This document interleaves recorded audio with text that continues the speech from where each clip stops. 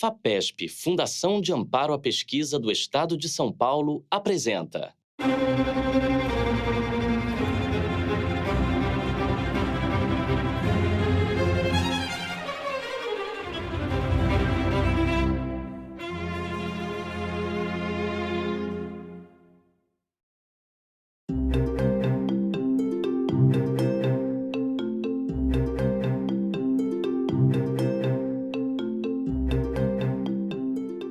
A pecuária brasileira é uma atividade de grande importância socioeconômica, tanto no Brasil como no mundo.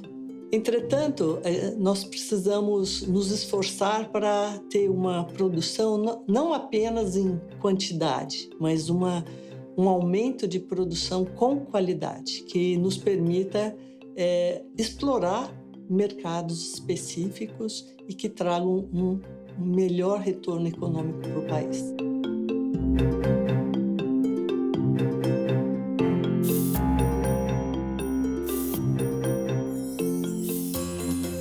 A Associação Nacional de Criadores e Pesquisadores começou a sua história há 30 anos. Nós entramos nessa associação para ver avaliação genética e sempre tivemos, com a criação do gado, que começou um pouquinho antes, sempre a preocupação com o melhoramento genético e o que buscar numa seleção, porque nós aqui, na nossa pecuária, nós criamos touros reprodutores para servir os rebanhos nacionais e produzir a carne de qualidade que tanto o Brasil hoje se destaca, é um grande produtor de carne no mundo, mas nós começamos com essa preocupação, produzir touros e matrizes que deem bons frutos aí para a pecuária, carne macia, carne saborosa. O boi de capim tem sido sempre a nossa preocupação. Meu nome é Lúcia Galvão de Albuquerque. Eu sou veterinária de formação e tenho mestrado e doutorado na área de genética. E tenho trabalhado com melhoramento animal de gado de corte quase toda a minha vida. Os bovinos no Brasil, eles são criados, na maior parte das vezes, de forma extensiva a pasto. A gente tem a maior parte da população. Os animais são criados a pasto, são terminados em confinamento, mas um confinamento de curta duração. O Brasil é um dos maiores produtores de carne bovina e o nosso rebanho é formado principalmente por raças zebus. 80% do nosso rebanho é composto por animais da raça Nelore e seus cruzados. Então, o foco da nossa pesquisa tem sido em cima dessa raça pela importância que ela tem na produção de carne no Brasil. Os objetivos do nosso projeto são, primeiro, montar um banco de dados com um número significativo, mais de 1.000 animais medidos para emissão de metano entérico, e utilizar também as características que nós já havíamos medido anteriormente, né? Que são as características de qualidade de carne, de carcaça, a eficiência alimentar, reprodução. Nós temos um banco de dados bastante grande com animais medidos para essas características e nós vamos então sequenciar um número relativamente grande de animais, dado que para sequenciar o DNA dos animais é relativamente caro ainda.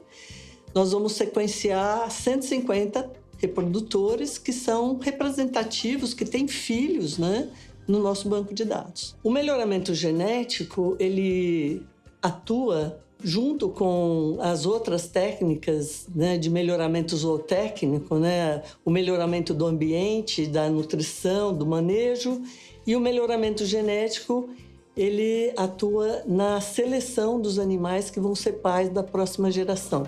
Então, você tem que escolher aqueles animais que têm o maior potencial para ser superior para aquelas características que são economicamente importantes. Essas características são determinadas por muitos genes e também elas sofrem muita influência do ambiente. Consequência disso, nós temos que usar técnicas estatísticas para selecionar os animais com base no maior valor genético para a produção. Nós vamos, com o projeto, ter um conhecimento melhor de como essas características são herdadas e como a gente deve proceder para se fazer o melhoramento genético para essas características.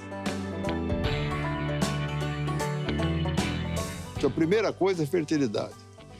A segunda coisa é precocidade sexual e de acabamento. O que é isso? É a pecuária de ciclo curto, é a pecuária rápida, é a pecuária que dá lucro para o criador e produz um produto competitivo, de bons preços, competitivos e de boa qualidade. E nós temos que desenvolver a nossa genética do Nelore, que está crescendo, evoluindo, para caminhar nessa direção. E é o que está acontecendo em muitos aspectos. Isso aí é um começo que tem um caminho muito grande pela frente para o Brasil sempre produzir carne macia. Na década de 90, começaram a surgir o que se chama, os marcadores genéticos. São posições no genoma do animal que você conhece e que está próximo a um gene que influencia a característica. Só que esses marcadores, eles eram pontuais, não estavam distribuídos por todo o genoma, eram poucos marcadores e isso conseguia explicar muito pouco das diferenças entre os indivíduos. Então, nós trabalhamos um pouco com esses marcadores, mas não tivemos uma boa resposta. Quando foi no início da década de 2000, 2001 especificamente, surgiu um modelo teórico onde você poderia usar marcadores distribuídos por todos os genomas. Se você tivesse um número muito grande de marcadores, essa era a ideia, você seria capaz, então, de explicar as diferenças genéticas entre os animais melhor e conseguir usar isso, então, para selecionar os melhores indivíduos para serem pais. Só que, na época, ainda não estava mecanizada essa parte de se encontrar os marcadores, demorava muito, custava muito caro para se obter cada um dos marcadores e a gente não tinha isso mecanizado. Quando foi em torno de 2006, 2007, foi publicado então o genoma bovino e nesse período também houve uma evolução dessas técnicas para se identificar os marcadores e isso ficou então automatizado. Então foi possível a partir daí se conhecer um número grande de marcadores no genoma do animal. Você não conhece qual é o gene que está afetando a característica especificamente, porque são muitos pares de genes, mas você conhece milhares de marcadores. No caso dos bovinos, o painel maior de marcadores é em torno de 700 mil marcadores conhecido e distribuído por todo o genoma. Com a informação genômica, vai ser possível a gente avaliar esses reprodutores numa idade mais jovem e com uma confiança um pouco maior. Logicamente que isso tem que ser associado ao conhecimento da genealogia dos animais, associado ao fenótipo, A gente muitas vezes se imaginou que não seria mais necessário pesar o animal, medir a maciez ou medir todos os fenótipos de características economicamente importantes se a gente conhecesse esses marcadores. Mas isso não é verdade. A gente precisa das duas coisas.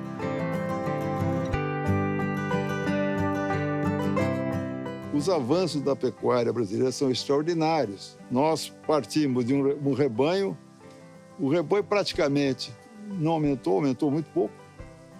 A área ocupada com a pecuária diminuiu, o que é importantíssimo. Quando a gente fala em a pecuária sustentável, a pecuária que não destrói floresta. E, por outro lado, um aumento de 4 milhões de toneladas de carne produzida para 11 milhões de toneladas de carne produzida. A produtividade aumentou 180%, quilos de arroba de boi por hectare. Esse é um avanço espetacular, uma pecuária que cresceu, transformou o Brasil hoje no maior exportador mundial de carne. E nós temos, aqui no Brasil, um consumo per capita de 42 quilos por pessoa, que é o segundo maior do mundo. O Nelore é uma raça de origem indiana, chamado Zebu. É um animal bastante rústico, muito adaptado às condições tropicais, mas é um animal que é um pouco tardio em termos de precocidade sexual e também tem uma carne um pouco mais dura e com menos marmoreio do que as raças europeias. Hoje, o Brasil exporta uma quantidade de carne muito grande, mas é uma carne que não vai para mercados específicos, né? Vai muito para a China, para mercados menos exigentes. Quando a gente vai querer exportar para mercados mais exigentes, é uma pequena porção do nosso rebanho que permite produzir essa carne que é desejável, né? Com as características desejáveis num mercado mais exigente, como o próprio mercado europeu. Isso faz com que o preço da nossa carne seja relativamente baixo em relação a outras carnes com melhor qualidade. Conhecendo bem essa parte da seleção para a qualidade de carne, nós podemos selecionar animais para nichos específicos. Por exemplo, se a gente pensar em exportar um dia para o Japão, nós vamos precisar de uma carne com bastante gordura, que é o que o mercado japonês pede, né? Uma carne macia, com bastante gordura. Se a gente for pensar na Europa, nós precisamos de uma carne macia, talvez uma carne um pouco mais magra, mas com sabor. Então, os resultados desse trabalho vão permitir que a gente contribua para que isso venha acontecer no futuro próximo. A carne brasileira tem um peso enorme dentro da nossa economia.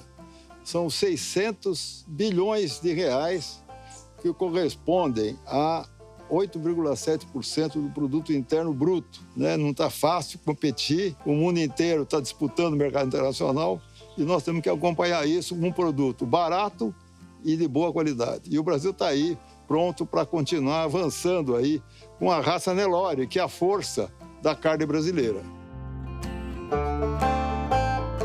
Sem a FAPESP, não seria possível desenvolver esse projeto nem formar um número grande de profissionais qualificados na área. Não só para o desenvolvimento da pesquisa, mas também para a formação de recursos humanos, porque todas as bolsas para os alunos que estão trabalhando conosco e desenvolvendo o projeto, elas vêm principalmente da FAPESP. O que foi muito interessante também com o nosso projeto é que depois do nosso projeto, nós trabalhamos com 4 grandes programas de melhoramento do Nelore no Brasil.